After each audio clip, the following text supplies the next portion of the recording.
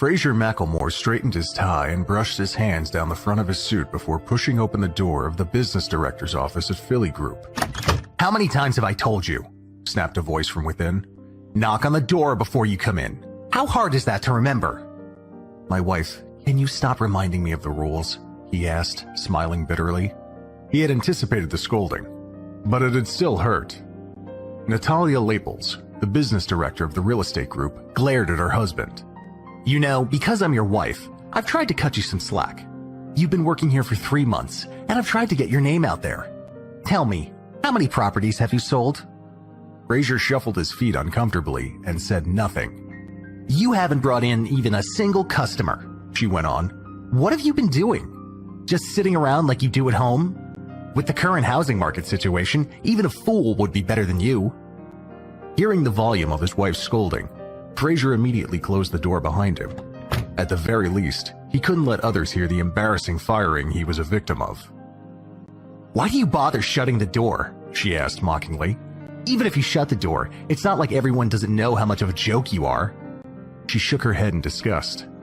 "I was really blind when I married you." Natalia's heart ached as she said these words. She felt wronged. The two of them had been college sweethearts. Natalia had been at the top of her class and could have had her choice of suitors.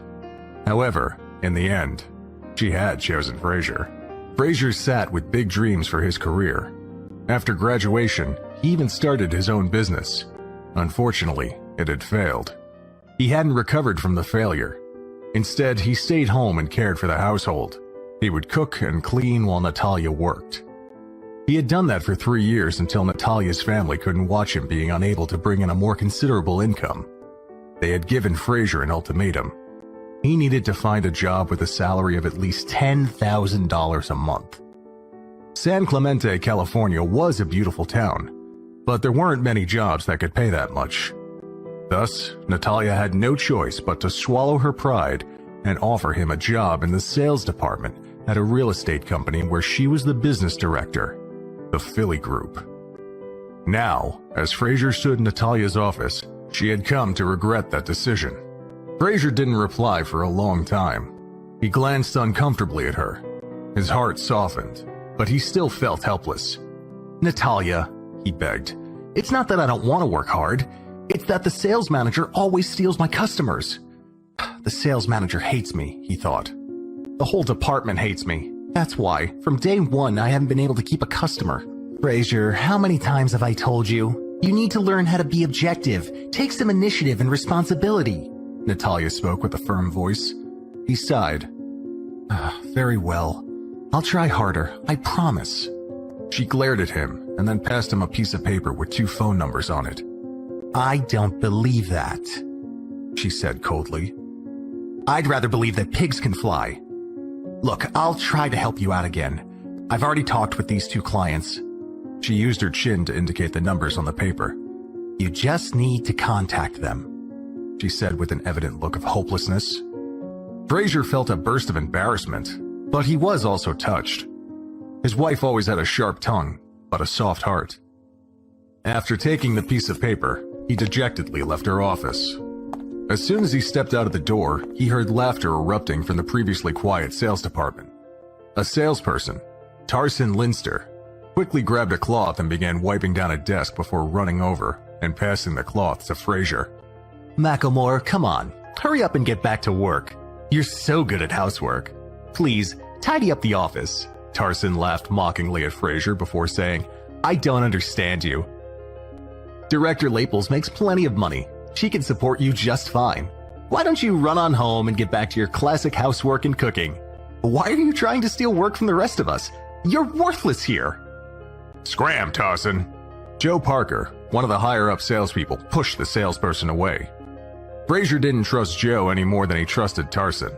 Joe always acted as the manager's spy. He had directly taken customers from Frazer on countless occasions. "Ouch!" Tarsin complained, continuing to say, "Come on, Joe. Why don't you push him out instead? All you have to do is hit him, and he'll leave." Tarsin had a cruel look on his face, and even took a step closer. Frazer was used to their provocation, but it didn't mean he liked it. He glared at the 2 men, and then turned around and headed to his desk. Joe spat out as Frazer walked away. "That trash has really given our department a bad name."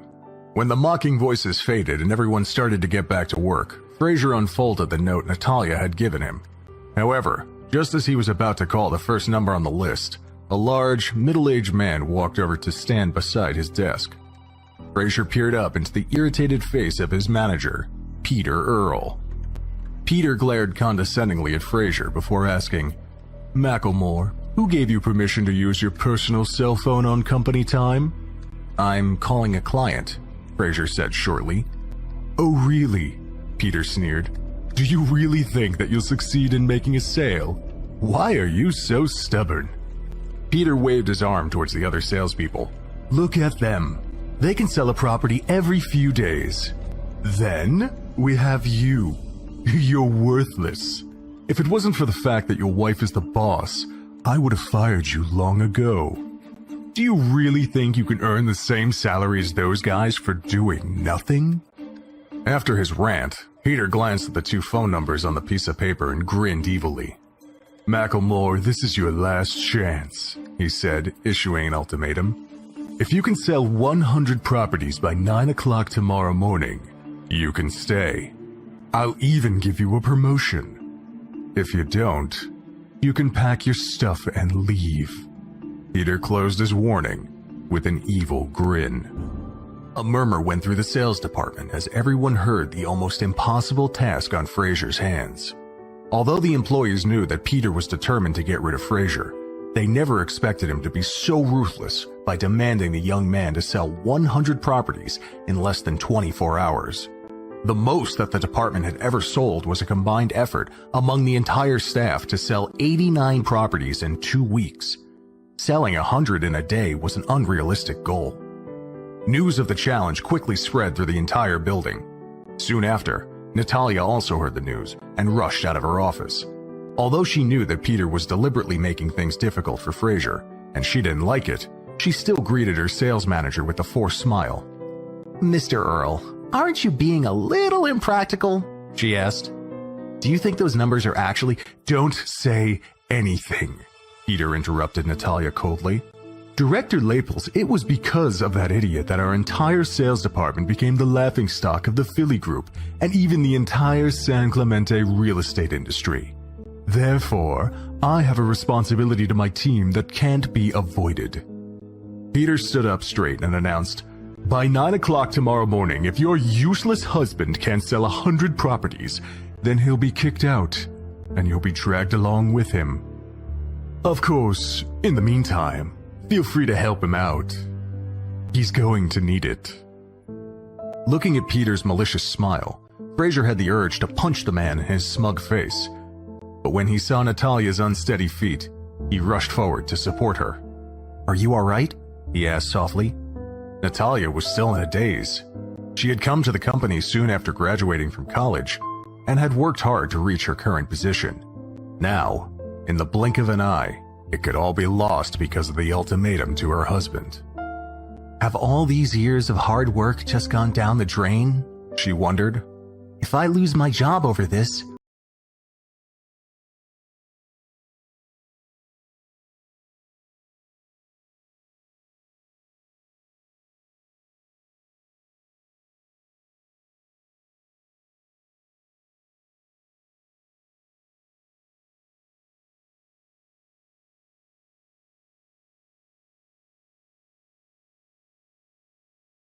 The young man who had walked in from outside, his expression darkened.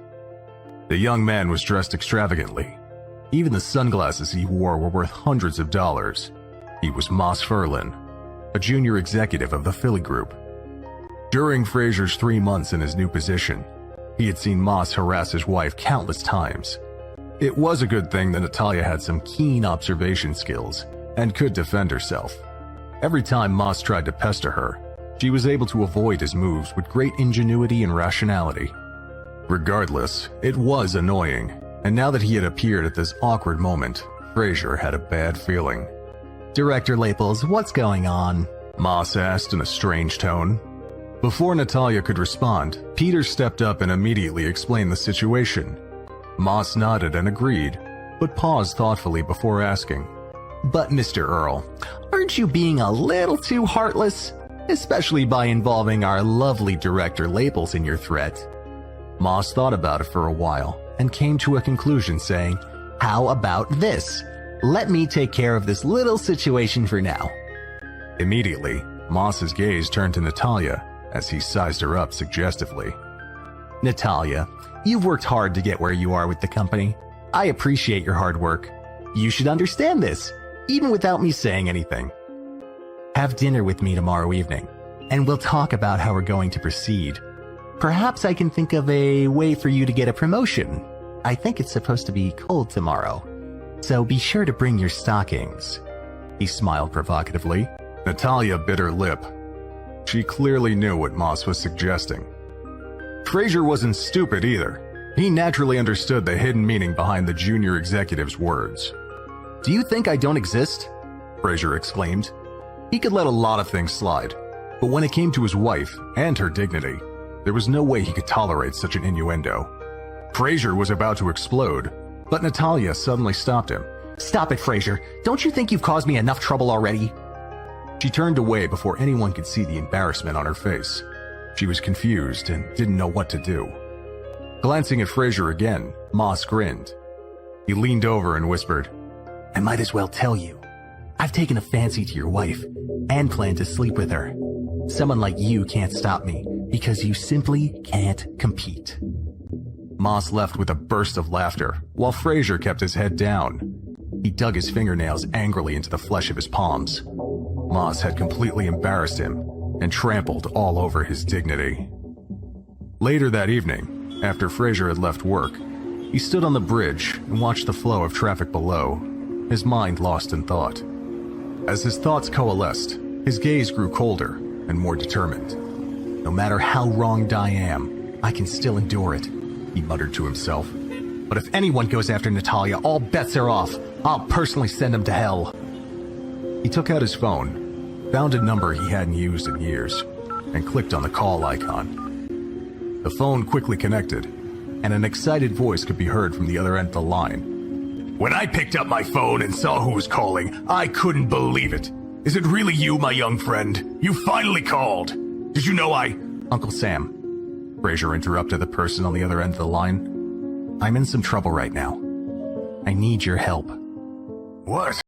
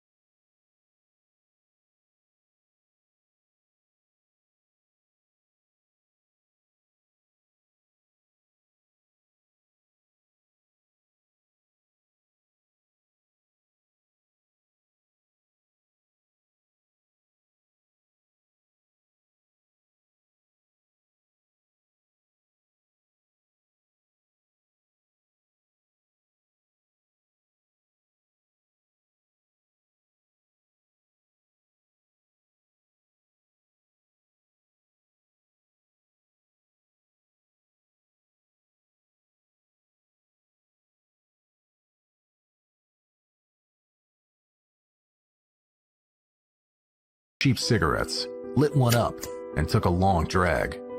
He sighed. It looks like the days ahead are going to be far from peaceful, he thought. Members of the wealthy class never seemed to be able to escape from their obligations. Frazer had chosen to leave his family because he didn't want to live a life of deception. But now, he had to face it bravely because his wife was being bullied. After letting out a long puff of smoke, he put out the cigarette and tossed it into the garbage. He then got into his car and drove to a corporate headquarters building across town. It was one of the largest companies in San Clemente, and he had been here many times during the past 3 months because he had been in charge of distributing and putting up flyers. The 2 women who worked at the front desk always gave him a hard time. After parking the car, Frazer walked into the lobby on the first floor and was immediately noticed by the 2 women. "Frazer, it's you again?" one of the young ladies snapped. "You really have some nerve coming here again and again," the other announced coldly. "Well, don't come in. You're not allowed here anymore. Look at the notice." She pointed at the board behind her, which had a black and white photo of Frazer mounted on it. "Take a good look," the first woman said indignantly. "You've been put on our blacklist. I designed this announcement myself. How about that?" Frazer craned his head and saw that under his photo there was a short blurb. He read it silently. Frazer, a useless salesperson at the Philly Group, has repeatedly snuck into our office area to distribute unwanted flyers. This worthless person, whose wife has repeatedly cheated on him, is not welcome in the building. Recently, the women's restroom has been subjected to a peeping Tom, and we suspect that Frazer is the culprit. As such, he has been put on the company's blacklist. If anyone sees him on the premises, contact security or a staff member immediately. After reading the description, Frazer frowned and thought, if they don't want me to put up flyers, that's fine. But why drag my name through the mud?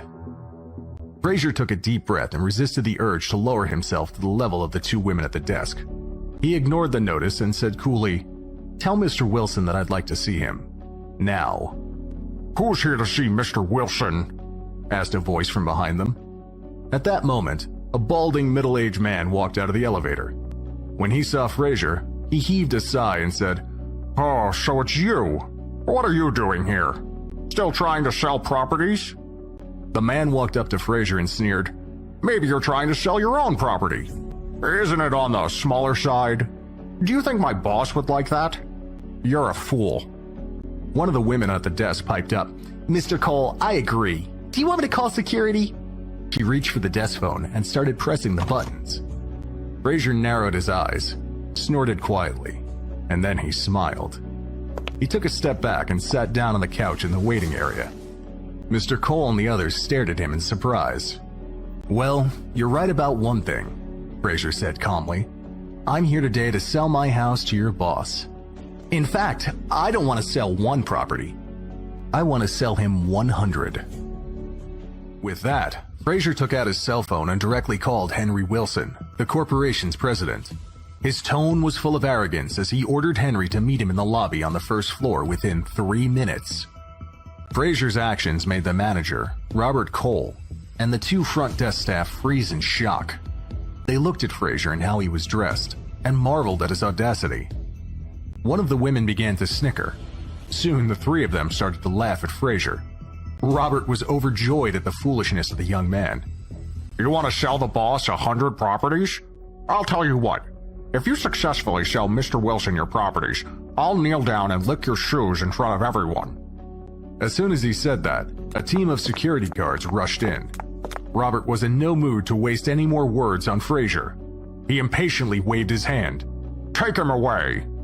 "Not you again," one of the guards cried as he recognized Frazer. "You may have gotten away from us last time, but you won't escape so easily this time." Both guards advanced on Frazer as they pulled out their nightsticks to give him a beating. He stood and watched them step closer, a somber expression on his face. One of the security guards took a swing at him, but Frazer dodged it. The nightstick swung by him and smashed onto a glass-top coffee table. The glass shattered. "All of you, stop!" shouted a stern voice from nearby. The security guards froze, as did everyone else. "Mr. Wilson!" cried Robert in surprise. "What are you doing here? Can I help you with anything?" All eyes turned to the front desk, where Henry Wilson was standing, watching the unprofessional scene unfolding before him with disdain. Robert turned to give Frazer a stern look as he asked, Why are you still standing there, Frazer? Get lost! Henry's eyes widened in shock when he heard Frazer's name, and he stared at the young man before him. It's him, he thought in wonder. It's really him. Get lost? Henry snapped. You're the ones who should get lost, you fools. He looked around at Robert and the others, his expression livid. You're a bunch of idiots. Do you know who he is? Henry was dumbstruck. Frazer jumped in to interrupt. He didn't want too many people to know his identity just yet. Mr. Wilson, I presume.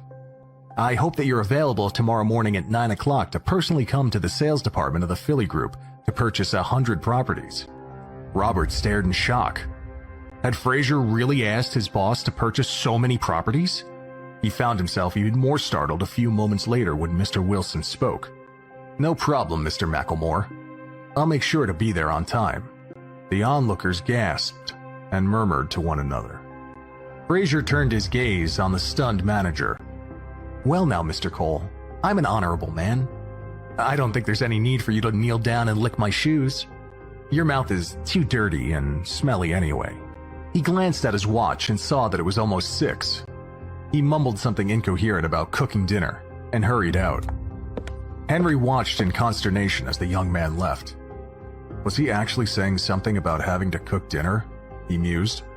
Why would someone of his power need to go home and cook something? He started to call out to the young man questioningly, but saw that he had already sped away. Mr. Wilson, are you sure about all this? Came a voice from beside him. Well, that man Frazer is just not trustworthy. Or maybe it's a mistake. Henry turned his cold glare on Robert. I think you're the one who's made a mistake. Head to accounting and collect your last paycheck. You will not be coming back tomorrow. That's all. After saying that, Henry left without looking back. Robert watched the president of the company walk away from him. He just fired me, Robert thought in a sulking state. His face paled as he looked around at the 2 women at the desk. They stared back at him. One of them quickly tore down the blacklist. The remaining fear in their hearts had yet to disappear. Both women were thinking the same thing. Who exactly is that guy? Frazer. The moment Frazer entered the house, Natalia's family was on his case. Do you see what time it is? Are you deliberately making your family starve? Asked James, Natalia's older brother and Frazer's brother-in-law. Dorothy, Natalia's mother, who was busy in the kitchen, stuck her head out and said, You're worthless. Do you think you're too good to cook for us anymore? Are you too good for this family? Mom, I went out to do something for work. You what? Natalia cried, walking in through the door right behind him. It seemed like she had been crying. Are you okay? He asked. What? She snapped. Before he could say anything, she stormed off to the bedroom and slammed the door. Frazer quickly finished preparing the meal before going and checking on her. He knocked, and then pushed the door open. However, he found that Natalia had her head down as she was going through her stocking drawer. Recalling Moss's words from earlier that day, Frazer was instantly angered. Natalia, he shouted. What are you trying to do? Are you really going to humiliate me by accepting Moss's invitation? If you want to treat me like a good-for-nothing loser, fine, but don't do it at your own expense and reputation. Are you really going to betray our relationship? Natalia was shocked. She gaped at Frazer with her almond-shaped eyes. That was the first time in her memory that Frazer had been angry enough to shout at her. Instantly, a strong feeling of resentment rose in her heart. Frazer, are you a man or not? She started throwing questions at him. You dare to be mean to me now? Have you even stopped to think about why I might be doing this? Are you really so foolish? Do you really think I would need to compromise myself like this if you had even the slightest bit of skill at your job? Was there a need to degrade me like this? Frazer was silent and lowered his head in shame. Indeed, he was well aware of how many times Natalia had taken the flak for him during the years he had been in the family. Hearing Natalia's sobbing, Frazer's heart softened, and his anger dissipated. He tried to reach out and give her a hug to comfort her, but she pushed him away. Don't touch me, she barked. I'm really sick of you. After enduring for so many years, I'm tired of trying. If it doesn't work out, then do as my parents say. We need to get divorced. Her voice was getting louder. No, I won't. Frazer shook his head stubbornly in refusal. Natalia rolled her eyes in anger. For the past 3 years, Frazer never said no to her except when the topic of divorce came up. In these cases, he would become adamant in his protests. Natalia, Frazer began, his tone softer. He slowly sat down by the foot of the bed, making sure that he didn't get too close to her. Look, I know I've asked you to trust me before. Can you trust me again this time?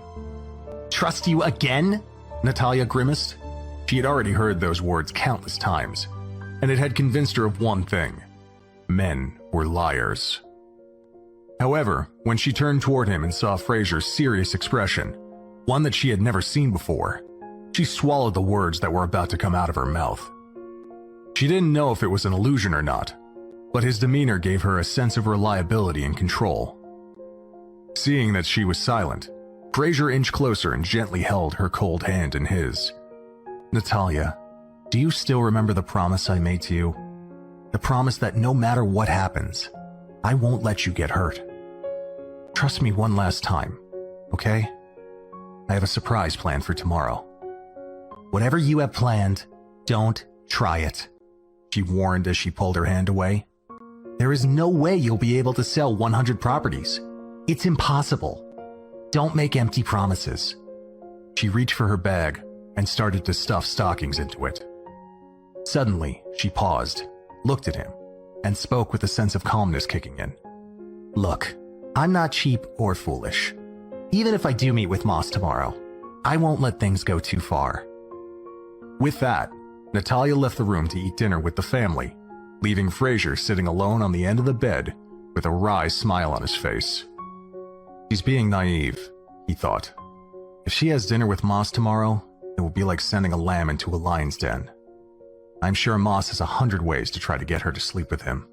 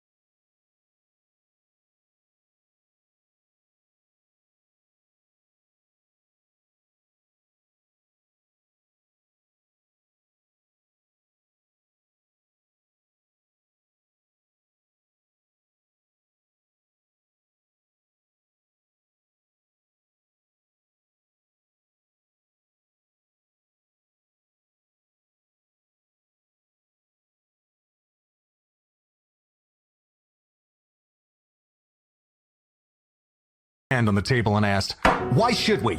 This house is 2,000 square feet, so why can't it accommodate the two of us? That woman is asking too much before she's even married. She's way too overbearing. James immediately tried to protect his fiancée. Be careful, Natalia, that's rude. She's your future sister-in-law, so change your attitude. Also, you're already married. Just because you're married to a loser, you can't expect our entire family to support him. Finally, Houston slammed the table with his fist and shouted, Enough! Your mother and I have only one son, and we'll be leaving this house to him in the future. Natalia, you're earning quite a bit now, so it's not like you can't support yourself, Dorothy chimed in. You're being ungrateful, Natalia hissed. I might have earned a lot, but I've paid more than my fair share into this family. Seeing that his wife's anger was building to a dangerous level, Frazer whispered to her, Natalia, don't argue with them. It's fine if we need to find our own place. James looked appreciatively at Frazer. Previously, he was worried that Frazer was only after a stake in his inheritance. Natalia cursed angrily at her husband. You're pathetic, she said. You're the one who said that I shouldn't allow myself to be bullied. You're just too weak. She angrily left the table and returned to her bedroom. Frazer followed her, and soon, Natalia's indignant voice could be heard again as she continued to berate her husband from the bedroom. James didn't take it to heart, but when he saw that his parents seemed pretty disappointed, he said, Dad, Mom, don't worry about it. Let's just eat. Although Frazer is a waste of space, at least his cooking isn't so bad. Later that night, Frazer got up from bed, walked over to Natalia's bedside, and knelt next to her. He felt sorry for her when he saw that she was still frowning even though she was asleep. There were traces of tears on her face. He stroked her hair and mumbled, Natalia, moving out of here will be fine. Don't worry. After speaking softly, he looked at her beautiful body for a long time. He thought of how he had endured 2 years of suffering while he guarded his better half. Snapping out of his thoughts, he muttered, I really don't know when all of this will come to an end. The next day, Natalia and Frazer walked into the sales department at the Philly Group, only to find that Mose was already waiting for them. When he saw Natalia, he didn't hide the burning passion in his eyes. Tonight, this sexy beauty in front of me will be mine, he thought. It's crazy to think that such a beautiful woman is with that good-for-nothing loser. As he thought about it, a spicy scene of him and Natalia making love together appeared in his mind, making his whole body feel hot. Natalia glanced at Mose but didn't speak to him. Instead, she thought about the day ahead. Although she didn't believe that Frazer could really sell 100 properties, for some unknown reason she felt a tiny bit of anticipation in her heart. Perhaps Frazer really can create miracles, she thought. Oh, who am I kidding? Why would I believe in someone as useless as him? However, she glanced at her watch from time to time. As long as it was before 9 o'clock, she wouldn't completely give in. Hey, Frazer, come here, Mose commanded. Frazer glanced at him but didn't move. Seeing that Frazer wasn't going to move, Peter looked angrily at him and was about to drag him over. Watching Peter's aggression grow, Mose waved his hand and walked over to Frazer instead. Frazer, did I hear someone say that you were sleeping on the floor at home? Mose asked. Don't worry. If your wife is good enough in bed tonight, you'll get a lifetime salary here for nothing, he laughed. Frazer's face darkened, and he clenched both of his fists tightly, making a cracking sound. He looked at Mose's sneering face and had the urge to hit him. At that moment, someone announced, It's 10 minutes to 9. There isn't much time left. Forget about 100 properties. If he can sell 10 of them, I'll be amazed. Many of the salespeople started to heckle Natalia, and her face turned pale. Just as she was about to give up, a middle-aged man with a large belly hurriedly walked in, followed by 4 bodyguards. I want to buy 100 properties, now, he said. All the employees looked at the middle-aged man in shock. No one answered him because they all felt that they had misheard. Although he looked like a rich person, judging by his clothes, they thought he wouldn't be able to buy 100 properties in one go, no matter how rich he was. There was a lot of real estate. Henry looked impatient as he said, Didn't anyone hear what I just said? I want to buy 100 properties, right away. I have to get everything done by 9 o'clock. He looked around and saw that Frazer was there. When he saw that he was dressed as a salesperson, he was shocked. When did someone so great start selling real estate? he wondered. Frazer, who didn't want to reveal his identity at that time, walked over to Henry, smiled, and secretly gave him a wink. "Mr. Wilson, you're finally here," said Frazer. "I've been waiting for you." "Mr. Macklemore really likes to play the role," thought Henry. "Yesterday he was a cook, and now he's a salesperson." However, he quickly realized that he would have to cooperate with him and pretend that Frazer was his subordinate. Yes, I was a bit late because I was stuck in a traffic jam on the way here." Everyone was shocked when they heard Henry and Frazer talking to each other in that way. Natalia also stared blankly at Frazer's back. She had recognized Mr. Wilson. "Mr. Wilson is an important figure in San Clemente, and he's dealing with a nobody like Frazer," she thought. "He said he had to complete the purchase before 9 o'clock. Surely that can't be a coincidence." A voice in her heart told her that Frazer might really have found Henry, and she wondered what trick Frazer had used to get him there. Mose felt something was wrong, and he signaled Peter with his eyes. Peter smiled as he walked toward Henry. "Mr. Wilson," he said, "I'm so sorry that we haven't welcomed you properly. Is it true that you want to purchase 100 properties from us?" "Yes, it is," Henry replied. "You do have the properties available, don't you?" Peter nodded repeatedly and said, "Yes, absolutely. You can buy them anytime you want. Right now, there are still more than 200 properties available." Henry waved his hand impatiently and said, "Any 100 of them is fine. There are still 8 minutes until 9, so we'll do it immediately." Okay," Peter said hesitantly, then pushed Frazer away. "Get lost," he hissed. "You're not capable of serving Mr. Wilson. Do you know how important he is? Why don't you just go and make him a coffee and leave this one to the big boys?" Henry glared at Peter and shouted, "Who do you think you are? How dare you treat him like that?" Peter was shocked that he had angered Mr. Wilson. Henry waved his hand and called out, "Is there anyone in charge here? Who is this little jerk's superior?" Everyone looked toward Mose. Mose was also dumbfounded that Frazer and Henry seemed to know each other. He couldn't believe it, even though the truth was right in front of him. He walked over stiffly.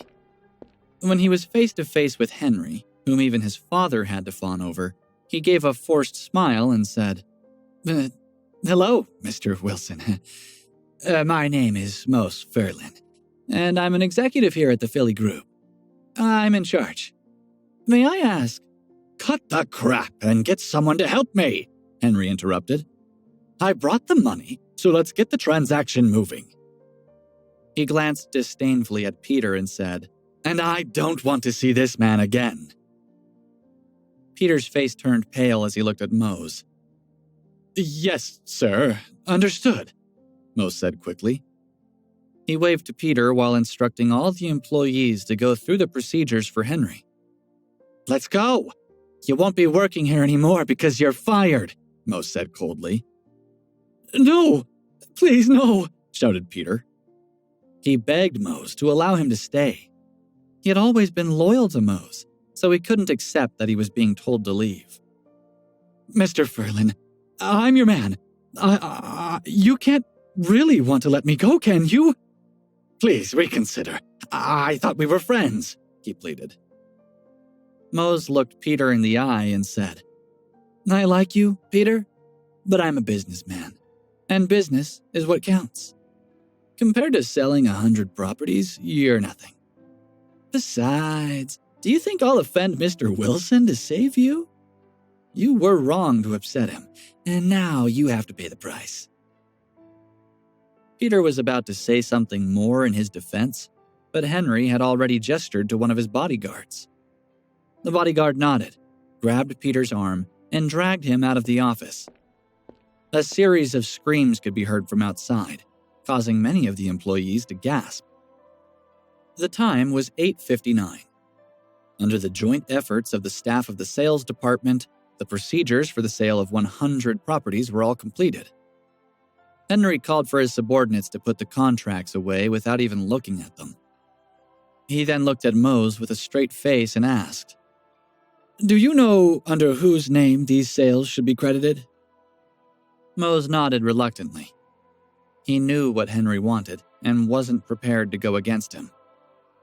Even though he was extremely unwilling, he still smiled at Frazer and said, "I know. The sales will be credited to Frazer." When Frazer saw Mose's sullen expression, he was pleased.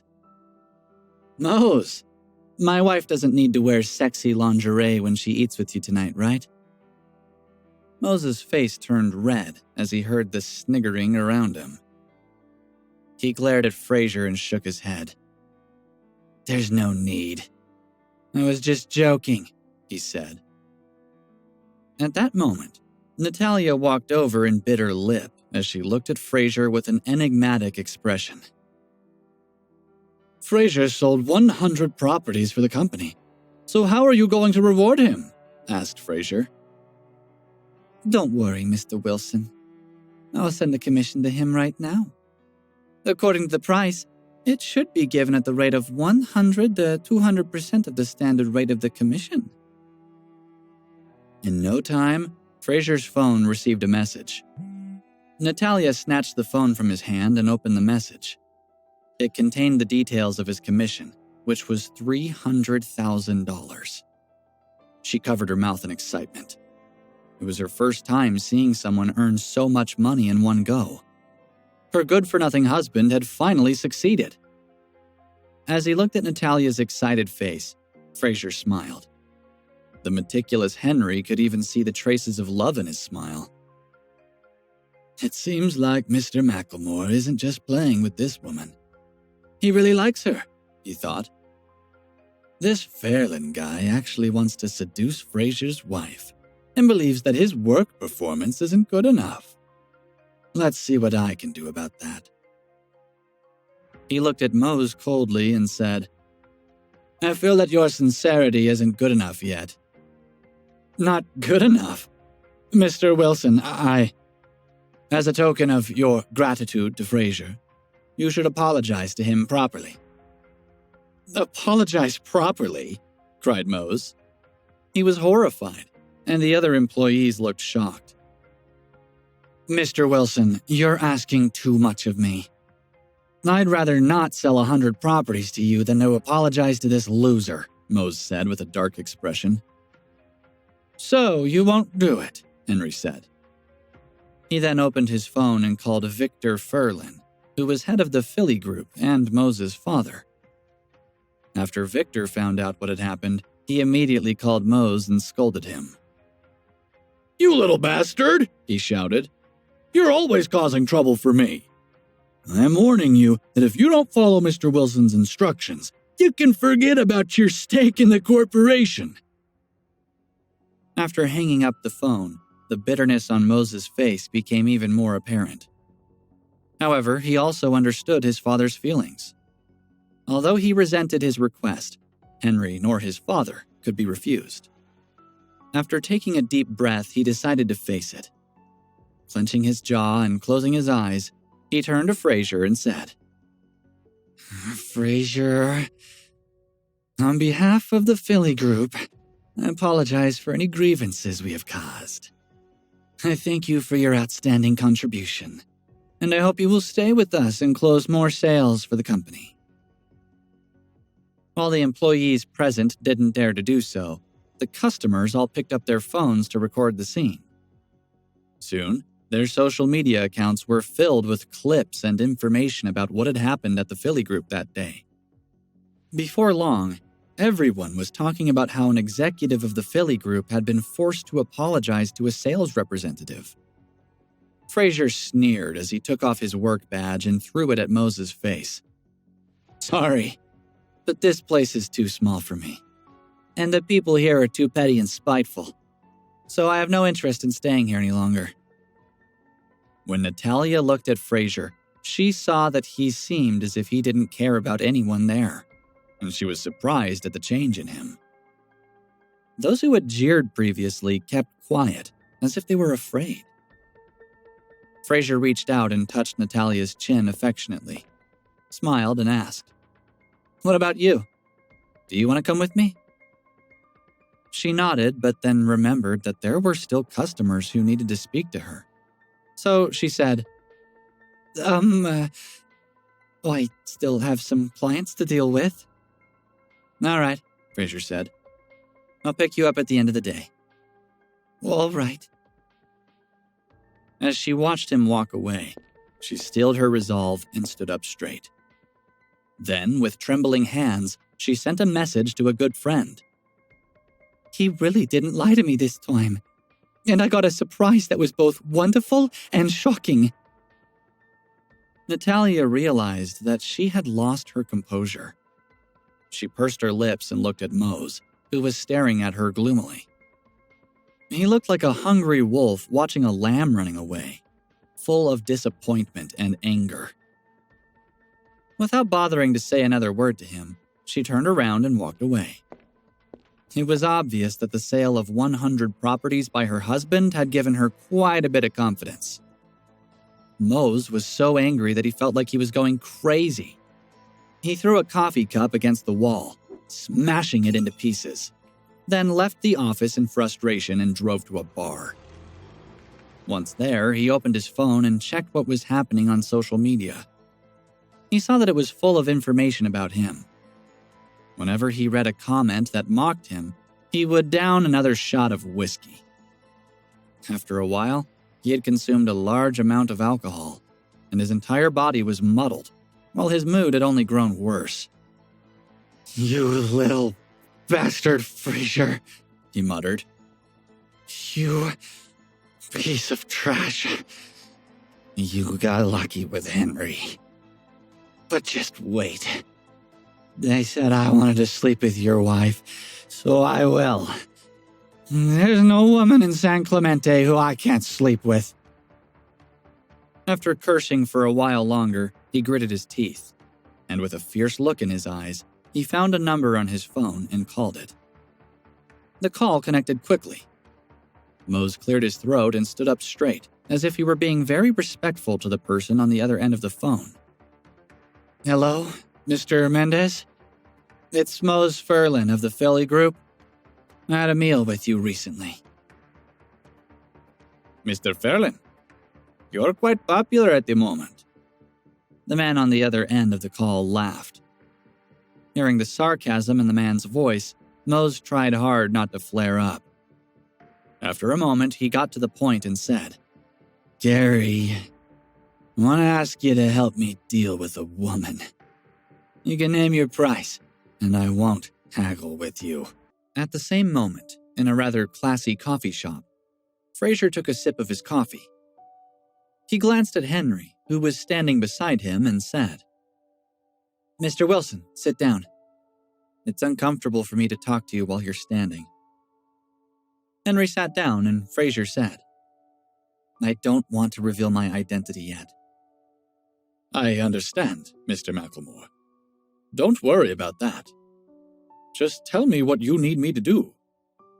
Frazer said, "There are 3 things I need you to do right now. First, I want you to arrange for my wife to join your company, and for her to be protected." "No problem," said Henry. "I'll call the personnel department right away." "Wait. Don't make it too obvious. With her skills, she'll definitely pass the interview." "That's fine." "Second, I want you to find a house for me as soon as possible. It has to be fairly luxurious." "Okay, Mr. Macklemore. I think I have just the place for you already. I can transfer it to you immediately, but it's in the process of being renovated, and it will take another 2 weeks to have it ready." 2 weeks, Frazer thought. I expect that James will have a lot of preparations to make before he gets married. He probably won't be able to do it in a short period, so 2 weeks might be okay. 2 weeks is okay with me, he said. All right. The third thing is that I want you to transfer some money to me. $1.5 million should do for now. For the past 3 years, Frazer had experienced how awful it was for a man to have no money. "I already have it ready for you," Henry said. He smiled and took out a black card from his pocket. "Mr. Macklemore, there's 15 million on this card. Use it, and if that's not enough, ask me for more." Frazer was a little surprised. As he took the card, he thought that he had really underestimated Henry. He's just spent more than 140 million to buy real estate, and now he casually offers another 15 million, he thought. He really does deserve the title of leading businessman in San Clemente. Frazer said, "I'll be leaving then, and I'll contact you if there's anything else I need to say. Also, I'll say a few good words to the old man when I get back." With that, Frazer got up and left while Henry looked humbled. There was a time when he had been in dire straits, and it was because of the old man's help that he had gained everything that he had. Because of that, he was very clear about the power the old man and the entire family behind him possessed. The word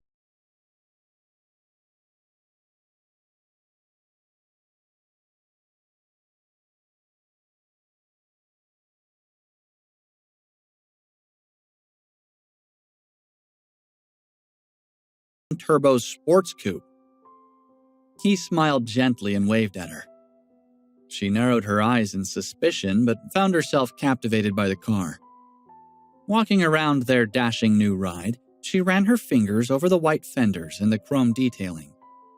Everything about the car said elegance and sophistication. "This car is truly a work of art," she thought. She looked at her husband in uncertainty. "Did you drive this here?" she asked. "Are you borrowing it from someone?" "Nope, it's yours," he replied. "I bought it." "You what?" she said shrilly. "What do you mean you bought it? How much did you pay? How can we ever afford this? Even the insurance must cost a fortune. We have better things to spend money on than a luxury car." "Hey, take it easy," he said placatingly. "I didn't mean to upset you. I actually got a good deal on it. I made them a lowball offer and they accepted it. Trust me, we can afford this. I remember before we were married, you once told me that this was your dream car. I've kept that in mind and have wanted to buy you one for a long time. Sweetheart, for 3 years I've owed you a nice gift. Today I can finally give it to you." He pulled her into his arms, and she looked up at him as her anger receded. A complicated mix of animosity and love swirled within her heart, and she felt tears prick at the corners of her eyes. She pushed her way out of the embrace. "Well, I guess I can accept this gift from you," she said. "But next time, tell me before you do something like this." "Don't worry. There won't be a next time," he said affably. He held up the keychain and let the keys dangle from his fingers. She snatched the keys from him and slid into the driver's seat. The gorgeous car had attracted the attention of her colleagues, who were watching out of the office windows. Under their envious gazes, she turned the key, and the powerful engine roared to life. "Hey, wait for me!" Frazer hurried around to the other side of the car and quickly opened the passenger door. "It's a long walk home." Natalia had no intention of going straight home. She had waited her whole life to drive this car, and she was going to see what it could do. She turned onto the interstate and floored the gas pedal, delighting in the car's quick responsiveness and superior maneuverability. From the passenger seat, Frazer glanced at his wife's smile and appreciated how she was satisfied with his purchase. This was definitely worth it, he thought. The couple returned home around 10 o'clock. As they turned onto their street and the rush of adrenaline from the new car receded, Natalia found that she had questions to ask her husband. How did he convince Henry Wilson to make such a big purchase? She wondered. How did Frazer find such a prominent client? Those questions completely disappeared from her mind when she opened her front door and saw packaged boxes scattered around the living room. Her happy mood evaporated. "These boxes are full of our things," she thought. "Are they really going to kick us out right now?" Hostess, James, and Dorothy were all sitting in the living room watching TV. Natalia marched over to them. "What's going on?" she demanded. James looked at Natalia. "We told you yesterday that you and that no-good husband of yours had to leave," he said. "When you were late getting home tonight, we packed your things." "Dad," Natalia pleaded, turning to her father. "We'll leave, but can't we at least stay here a couple more days? It's not like Pearl's moving in tomorrow, is she? And we don't have anywhere else to go." Hostess stared at the TV screen, indifferent to his daughter's words. "She's coming to see the room in 2 days," he said. "She doesn't know how long you and that piece of trash have been living here. You need to get out of here so we can clean the room and begin converting it into a usable space. We're going to start renovations tomorrow." Natalia stared at her father, dumbstruck. "There's no arguing with him," she thought. "How could he do this to us? To me, his daughter. I can't believe my own parents could be so cruel." Frazer watched from the entryway, his expression cold. "I've seen how the parents have treated Natalia these past 3 years, and the favoritism they've shown to James. But I never expected it to get to this point," he thought. He walked over to his wife and gently pulled her arm. "Let's go," he said. "It's obvious that we can't stay here. Don't worry, from now on I promise our lives will only get better." James laughed contemptuously. "What kind of promise is that, Mr. Good-for-Nothing?" he asked. "How can you possibly make your lives better? I have to be careful when I go out in public in case anyone finds out who my idiot brother-in-law is. And now you're finally out of my hair. Get lost," James blabbered mindlessly. Natalia rounded on her brother. "No matter how useless he is, he's still better than you moron," she said furiously. She picked up a box and stomped out of the house.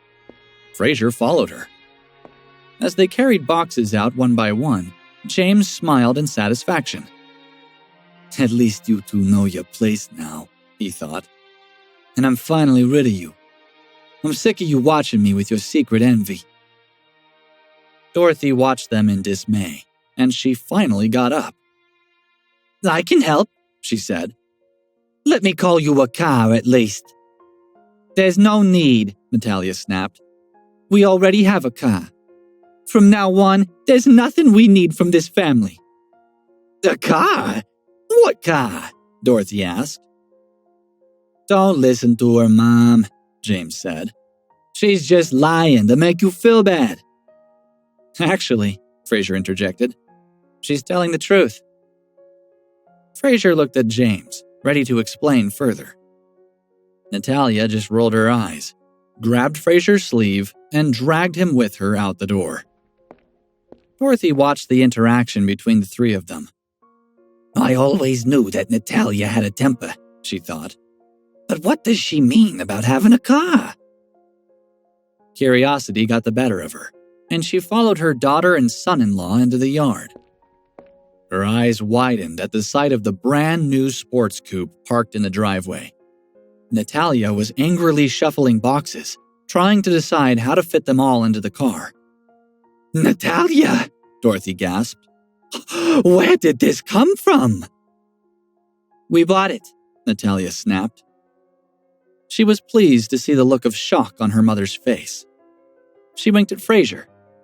"Honey," she said with mocking sweetness, "why don't you take out the title and show it to my mother?" "What was that, dear?" Frazer asked from where he was repacking boxes. "I didn't hear you."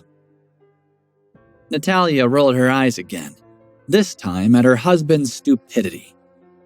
"I said, Since the car is paid for, show Mom the title." "Oh, yes, of course." Frazer pulled out his wallet and took out the title for Dorothy's inspection. Faustus and James had heard the commotion in the yard, and they came out as well to see what was going on. James saw the car and his eyes lit up. "Oh, I can't believe it! This is my dream car. I love everything about it. I even told Pearl that I'd buy her one within 3 years of our marriage," he thought. He walked around the car, admiring it from all angles. "Are you saying that you two own this car?" he asked Frazer incredulously. "We sure do," Frazer replied. "I bought it today." "You guys are crazy," he said. "This car is way too good for a trash can like you. Why should you get to drive such a nice ride? And where did you get the money? All these years, you've barely been able to give anything to Mom and Dad." "Like I said," Natalia told her brother, "no matter how useless Frazer is, he's still better than you are. Today, he sold 100 properties at one time and got the commission. And then he immediately showed me how much he loves me by getting the car I've been dreaming about." 100 properties in one day? James asked. "I can't believe how lucky this piece of trash got," he thought. Faustus and Dorothy looked back and forth between James and Frazer. The news of Frazer's sale stunned them more than if he had slapped them in the face. Natalia loaded the last box into the trunk and slammed it shut. "Come on," she said to Frazer. "It's time to go." "Wait!" James grabbed Frazer's arm so he couldn't get into the car. "Listen here," he said sullenly. "You know you don't deserve to drive a car like this. All these years, you've been living in our house, eating our food, and taking up space. You've been married to my sister for 3 years, but you haven't given us anything. Now, you need to leave, but the car stays here." "That's not fair," Natalia shouted at her brother. "How can you be so shameless?" James looked coldly at her. "If I want this car, why shouldn't I have it?" "Mom, Dad!" Natalia turned to her parents. "Just for once, can't you stand up for me?" "No," James said to them. "You have to side with me. Think about it. If I have this car, it'll make you look high class too. And if Pearl's family knew about it, they would let us get married right away." Faustus looked at his son thoughtfully. It was his and Dorothy's goal to get James married as soon as possible. "And I haven't told anybody, but our company's not doing very well right now. My current monthly income is only $700 to $800, and our house isn't worth much, if we could even find somebody to buy it. We're barely hanging on, and there's no way we could buy James a car like this," Faustus thought to himself. "Come on, Dad, Mom," James said. "Don't you care about me? Make her give me the car." "This is no different than stealing," Natalia exclaimed. "It's okay, Natalia," Dorothy said. "He's your brother. It's only right that you help him out a little bit." "A little bit?" Natalia repeated. "This car costs more than he makes in a year. How can that be called a little bit?" Faustus spoke. "Natalia, just give your brother the car. Your husband made a big commission today. He can make another one, and you can buy another car. It's time you finally contributed to this family." "Haven't I done enough in all my years of working?" Natalia asked harshly. "And how can you call this contributing to the family? This contribution is going to James alone." Frazer saw his wife's temper rising and knew he had to say something. He took a deep breath, but before he could speak, Dorothy pleaded. "Natalia, just give the car to your brother. I'm requesting you from the bottom of my heart."